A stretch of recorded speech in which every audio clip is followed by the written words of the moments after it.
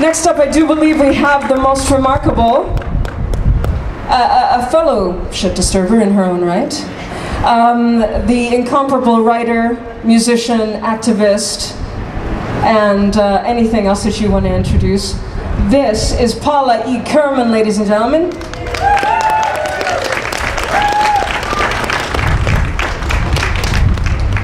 My name is Paula Kirman. Take a good look at me. I am a peace activist whose activities trying to advocate for a better world make me potentially a criminal guilty of hate crimes.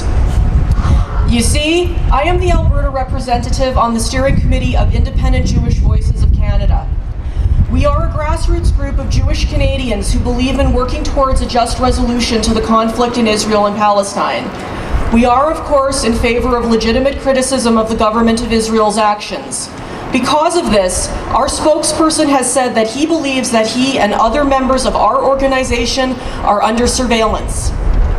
But that is not enough for the Harper government.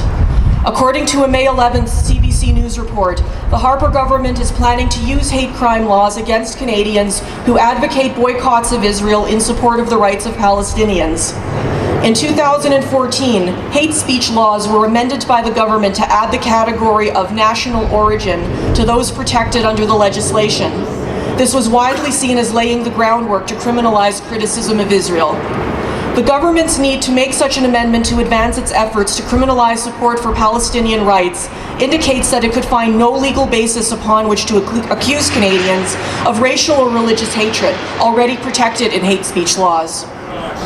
In January of this year, Canada's then Foreign Affairs Minister, John Baird, signed a memorandum of understanding with Israeli authorities in Jerusalem, pledging to combat BDS, boycotts, divestments, and sanctions, referring to it as a form of new anti-Semitism. Even more recently, Conservative Public Safety Minister Stephen Blaney has called for zero tolerance of criticism of Israel and that Canadian hate laws could be applied to those campaigning for BDS.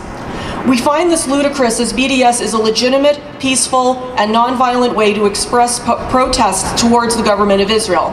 It requires not doing something, not being complicit, and encouraging others to not do something, to not purchase goods from Israel, particularly those produced on disputed or occupied land.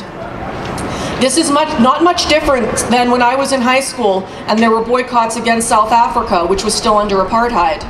Even Nobel Peace Prize winner Desmond Tutu has described Israel as an apartheid state and has said, "We learned in South Africa that the only way to end apartheid peacefully was to force the powerful to the table through economic pressure."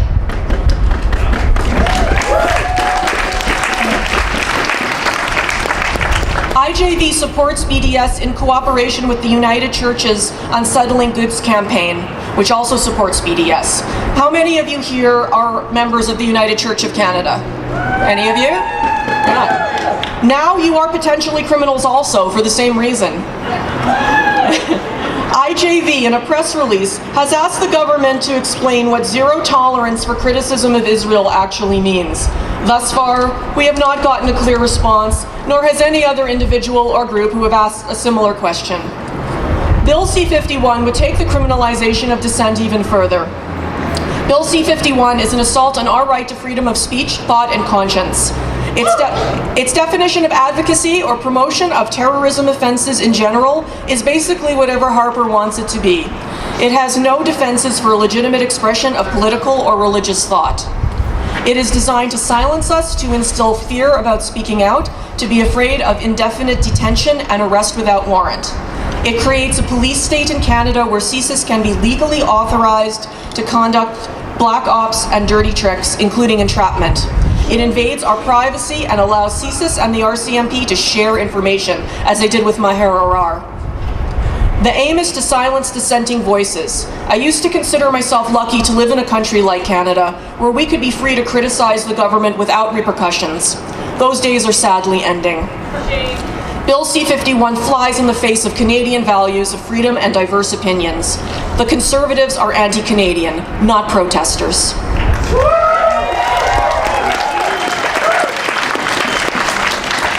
Why are Israel's critics being slammed? I believe this is a political move by Harper in anticipation of an election to try to court the evangelical Christian and right-wing Jewish vote. What can we do?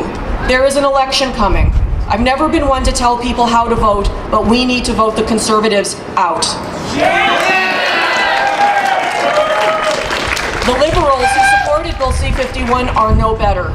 Vote for a party that will repeal Bill C-51 and, while perhaps not agree with everything each and every one of us may espouse, would at least protect our freedom of speech and expression. Once human rights are taken away, they are difficult to get back. So once again, take a good look at me, one of the faces of Harper's enemies, and hear me when I say that we are heading down a slippery slope and we have the power to change things. We did it in Alberta and we can do it federally. We have to. Thank you very much.